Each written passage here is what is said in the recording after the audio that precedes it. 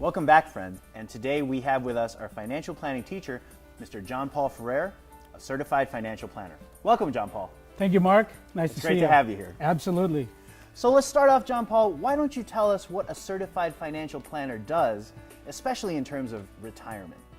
So on Certified Financial Planner, it's all about an education in helping people how to plan for financial decisions. Retirement planning is one of them. And it's actually a way for you to do it the right way so you don't have to redo retirement and find another job when you're older. So you said the right way to do retirement. Does that mean that there are a lot of, especially Filipino Americans, that retire the wrong way? I think, in my opinion, what happens is there's a study made where it takes people 2 months to actually plan for a vacation. Take a wild guess how long it takes them to plan for retirement. 10 days? Pretty close. It's actually 7 days.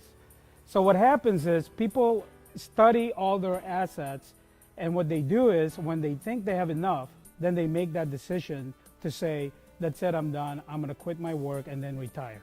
Retirement is actually a step-by-step process, and really it starts from when you start getting your first job. What should be my first step if I'm starting to think about retirement? So if say you get your first job and you're excited, you're going to get this paycheck.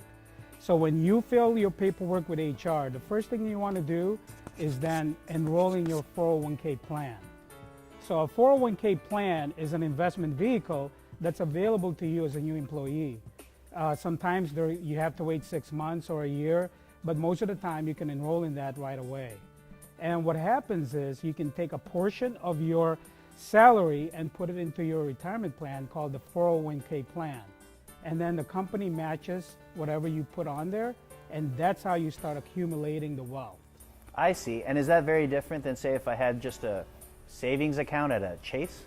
It is, because what happens is the money that you put in this 401k plan, you're not allowed to touch until you retire at 59 and a half. There's a lot of rules involved in that, but with proper care and research, you could easily add and get a lot of money for your retirement. Paul, as a certified financial planner, what's your experience working with older Filipino Americans that are preparing to retire? Well, whether you're young or older Filipino American, the first thing that I suggest is to actually sit there and look at all your overall picture.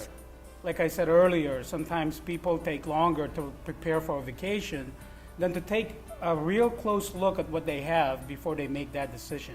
Because there's a lot of variables involved in choosing how and when to retire. As a certified financial planner, what is your advice for those Filipino Americans that want to retire in the Philippines? Well, so it's actually a possibility now. The Philippine government passed all sorts of rules to make it easier for foreigners and especially dual citizens to retire in the Philippines. As you know, the US dollar is getting stronger, so properties in the Philippines is cheaper in essence because the currency is 10% cheaper. So the advice is to research the area where you think you're going to spend the rest of your lives in the Philippines.